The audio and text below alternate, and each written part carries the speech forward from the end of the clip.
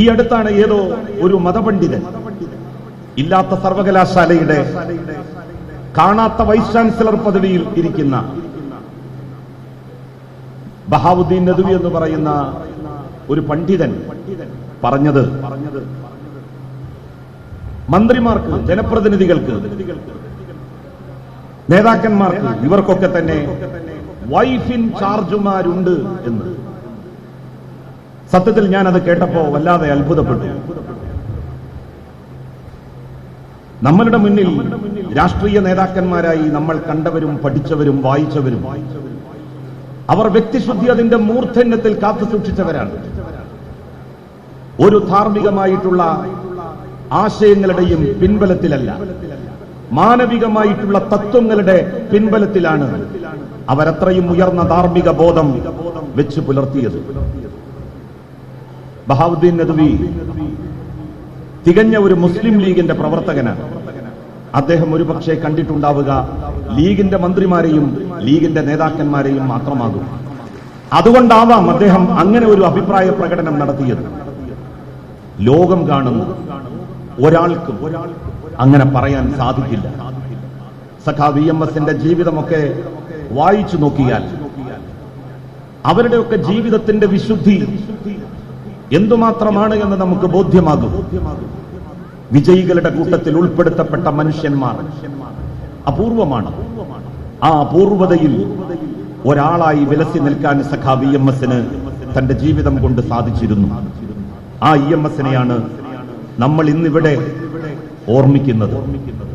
ആ EMS താൻ ജീവിച്ച കാലത്തെയും സമൂഹത്തെയും കലയെയും സംസ്കാരത്തെയും ജാതി ഉന്മൂലനങ്ങളെയും എങ്ങനെ കണ്ടു എന്നുള്ളതിന്റെ പുതിയ പരിപ്രേക്ഷ്യമാണ് ഈ 2 ദിവസങ്ങളിൽ ഇവിടെ ചർച്ച ചെയ്യപ്പെടുന്നത്. മഹാത്മാഗാന്ധി പാവപ്പെട്ടവരുടെയും അധസ്ഥിത ജനവിഭാഗത്തിന്റെയും കുടിലുകളിൽ കഴിഞ്ഞ്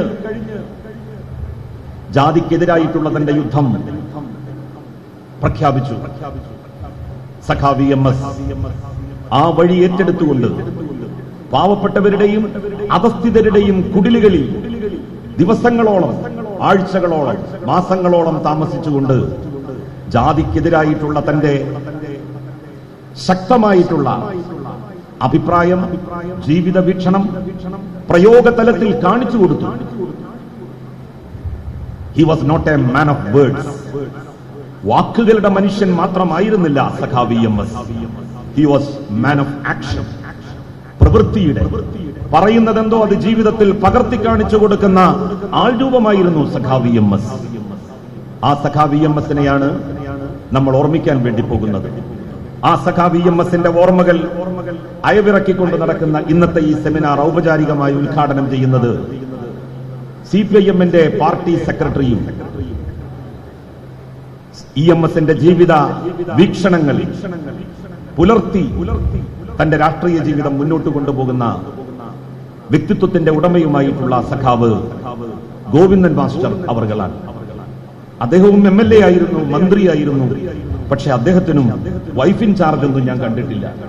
ഈ ഇരിക്കുന്ന സഖാവ് പാലൊളി മുഹമ്മദ് കുട്ടി മലപ്പുറം ജില്ലയുടെ സംഭാവനയായിരുന്നു സഖാവ് പാലൊളി മുഹമ്മദ് കുട്ടി. ആ സഖാവ് പാലൊളിയെ മന്ത്രിയായിട്ട് നമ്മൾ കണ്ടിട്ടുണ്ട്. പക്ഷെ അവർക്കും ബഹാവുദ്ദീൻ നദ്വി പറഞ്ഞതൊന്നും ഉണ്ടായിരുന്നതായി ഈ ലോകത്ത് ഒരു പൂച്ചക്കുട്ടി പോലും പറയില്ല.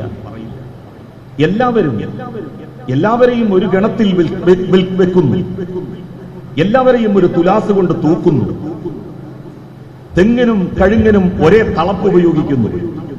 പുതിയ കാലത്ത് ഇടതുപക്ഷ രാഷ്ട്രീയത്തെ വലതുപക്ഷ രാഷ്ട്രീയത്തോട് സമീകരിക്കാൻ വാർത്താ മാധ്യമങ്ങളും വലതുപക്ഷ പാർട്ടികളും പിന്തുടരുന്ന രീതി, ആ രീതി ഇടതുപക്ഷ നേതാക്കളെ സംബന്ധിച്ചിടത്തോളം യോജ്യമല്ല എന്നുള്ള വിനീതമായ എന്റെ അഭിപ്രായവും കൂടി ഈ സന്ദർഭത്തിൽ ഞാനിവിടെ രേഖപ്പെടുത്തുകയാണ്.